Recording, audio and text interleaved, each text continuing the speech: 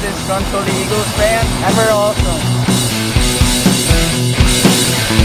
Hey disgruntled, this is going to be a long one because I'm going to go over a lot of information all at once. Most of this information is about a week old, all the way up to only a day old, and or just today.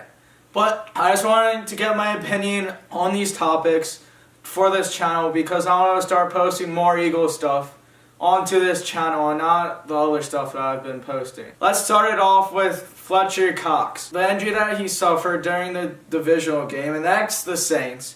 He just got surgery for it, but he's expected to be fine during training camp. Nick Foles is expected to go to the Jaguars, and we're expected to pick up a compensatory pick. I think that's what it is, or how you pronounce it for it, since he's going to the Jags. But the most likely position that he's going to be, or the most likely team that he's going to land on, is the Jaguars. And the Jaguars are expecting to cut Blake Bortles because of his contract. Blake Bortles has like a 3-year, $30+ million contract with them, so they're probably just going to cut him so they don't have to deal with that contract and sign Nick Foles. I'm happy because the Jaguars isn't in the NFC, so we're not going to have to face them a crap ton, and we might see him in the Super Bowl maybe. At least it's not the New York Giants and or any other team in the NFC, or in the NFC for that matter.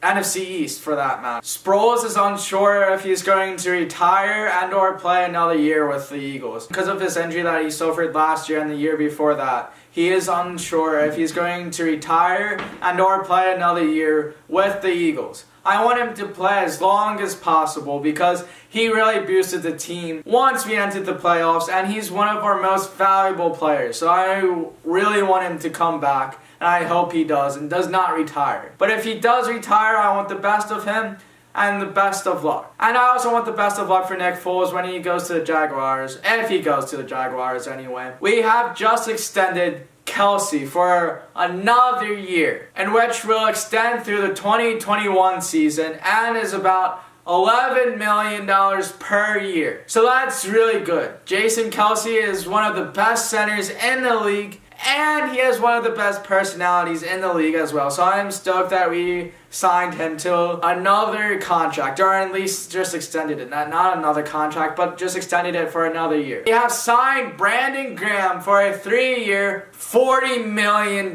contract. Now I feel like that's a little bit expensive for what Brandon Graham is producing. Don't get me wrong, Brandon Graham is a solid player, but he hasn't been producing the past year, or the last year, and he's gained some weight, so he's not as elusive as he used to be. But the only reason why I think we signed him is because he pressures the quarterback. He's second most in the last couple years for quarterback pressures, and that is key because we want the quarterback to get flustered. I just think it's a little too high for Brandon Graham, but I agree for the 3-year. It's just that's going to be hard on our market cap. Now, Golden Tate. We're probably not going to re-sign Golden Tate because he's looking to go to the Pats. Or at least he wants to go to the Pats because he says that he wants to win another championship before he retires. That just makes me angry at him. I really like Golden Tate. He made some clutch plays when he was with the Eagles for the short time he was. He only played a few games with the Eagles, but the time there he was super clutch. Now, I mean, he didn't have high numbers or anything, but he made clutch plays in key moments, and that's what I liked about him, and he doesn't get injured. But since he tweeted out that he wants to go to the Pats and win another championship, that just makes me annoyed and angry at him because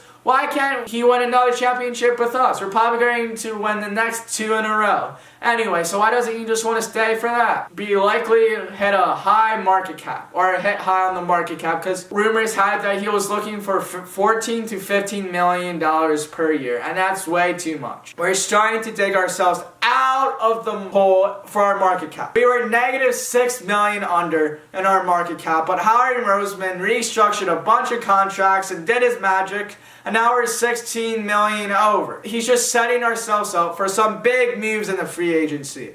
Maybe Bell, maybe some other huge contracts, who knows? But when free agent comes next week, it's less than a week away. when it comes, be looking forward to Howie Roseman to make a huge contract or a huge move in the free agency. Probably looking at Bell. Now, Howie Roseman, or there's an article that posts that Howie Roseman looked through every single free agencies or free agent player that is available. And he looked through their keys and disadvantages, or advantages and disadvantages, or pros and cons of each of the free agency players that are currently available. And he is deciding on which one's the best. And he does this every year, so just expect something huge. Now, he may get a backup quarterback like a Teddy Bridgewater and or Fitzmagic. We might be able to get those backups to replace Nick Foles. Now, not both of them. There's a crap ton of other good or solid backup quarterbacks that we could get to fill in Nick Foles, but no one could replace Nick Foles because he was a Super Bowl MVP. But there are still solid quarterbacks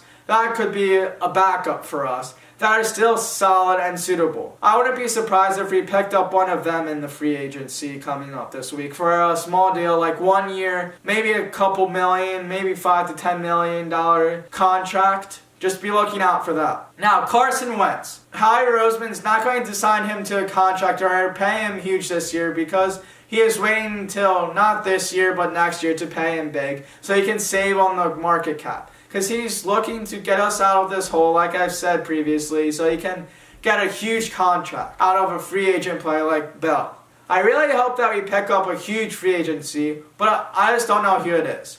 It's really hard to predict who Howie Roseman is going to pick up. Howie Roseman was looking for the potential of Michael Bennett and his trade option. He's 30 plus years old and he was just fishing what he can get out of Michael Bennett. Michael Bennett hits heavily on a backup defensive end. He is heading $7 million on the cap this year. That's a very high amount for a backup defensive end. Now, the only reason why I'm saying he's a backup defensive end is because we are using him as a backup defensive end to rotate the players last year, and we were rotating him in and out. Before Derek Barnett got hurt, we were rotating Bennett and Barnett in and out. But once Barnett got hurt, Bennett became a starter. Bennett is fully capable of becoming a starter. It's just that we were using him as a backup. And having a $7 million backup or market cap is really big, especially for a defensive end. But don't get me wrong, Bennett's a very good defensive endman. It's just that Howie Roseman was seeing what his trade value was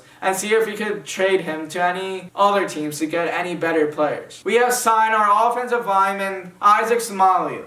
Now, I think this is an excellent move because it's very hard to come up in this league as an offensive lineman because it's brutal. It takes a while to develop. So if we sign offensive linemen young, so we can allow them to develop in this league, I feel like we're going to have a very solid offensive line this coming year and the next couple years. We just need to develop more players like we are with Isaac Seumalo. We just signed him for a 3-year contract, which I'm really stoked because he's a very excellent offensive lineman, but he still needs room to develop. And we need to have a good foundation on our offensive line if we want to succeed in any time during the next couple years. We need to build up an offensive line. And we are. Our offensive line is very solid, and I'm very happy with the movement and the contract signings that we've been signing the past week. And I'm very glad that we're keeping them for a long time because we need to keep these players because they're all solid. And I just want to get a quick comment on Jason Peters. I think Jason Peters should retire. I've said this in previous episodes,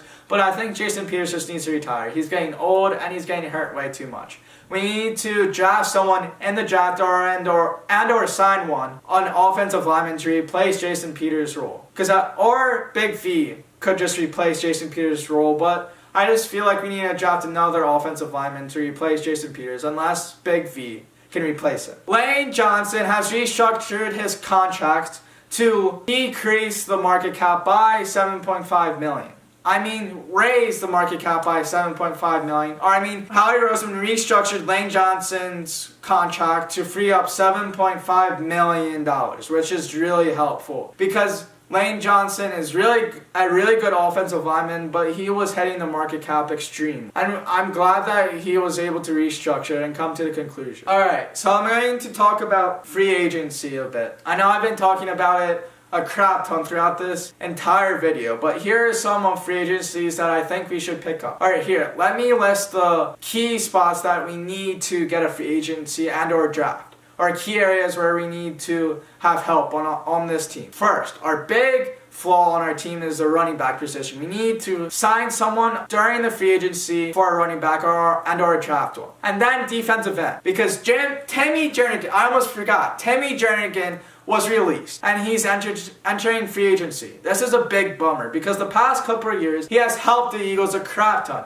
He is one of the best defensive ends that we have. He made crucial plays and he was pressuring the quarterback a crap ton. I'm really sad and confused on why we let him go. But I guess his cap was way too high. I personally would rather have Timmy Jernigan rather than Brandon Graham. I know Brandon Graham is really good. I already said everything to know about Brandon Graham. But I feel like Timmy Jernigan is a lot better person than Brandon Graham. I feel like Timmy Jernigan is a lot younger too. I think he's 26 years old. He still has a lot more years to play. I don't know why we released him, and I think that we should have kept him. Timmy Jernigan was an excellent player. Good luck to wherever you land. We only had him for 2 years, and I hope him the best of luck. Back to the free agency. I think that our second need is a wide receiver. And our third need is a defensive end and maybe a linebacker. It goes in that order. Running back, receiver, defensive end, then linebacker. I think that we need a defensive end because we need to replace Timmy Jernigan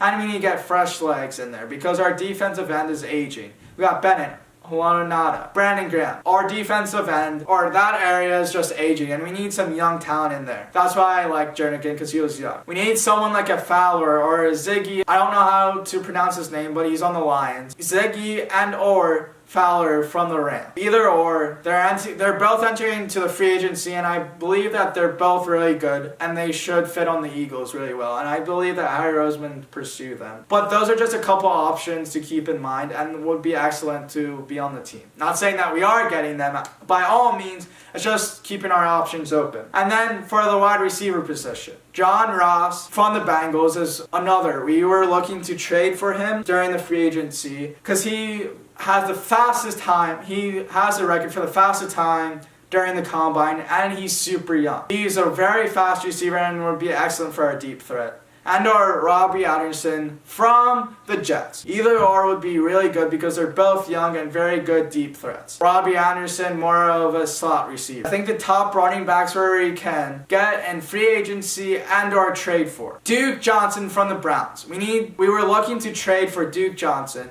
and we still are interested in trading for Duke Johnson from the Browns. He is 25 years old and already has 5 years experience. He's more likely going to be our backup if we do trade for him, but he'll be an excellent shifty player. He's kind of like Corey Clement. Spencer Ware from the Kansas City Chiefs. He's very young and he's very fast, and he has experience in the league just like Duke Johnson. Both similar types, but I feel like Spencer Ware has more of that build where he's a downhill runner. And we have Coleman from the Falcons and Yeldon from the Jaguars, both solid running backs and very good, in which will fill that or help that running back need. Both are going into free agency, and I feel like we can easily get them and structure a good contract where it's not hitting the market cap extremely. Those free agencies I feel like we should pursue, and I feel like Howie Roseman is pursuing them, or most likely what we're going to get. But some of them are entering free agencies and some of them are we going to trade for. Maybe. This is all just potentially. This video is really long, so I just want to get to the last segment of this. Alright, I talked long enough, but we have added some new coaches and extended some of the contracts the past week. I'm just going to say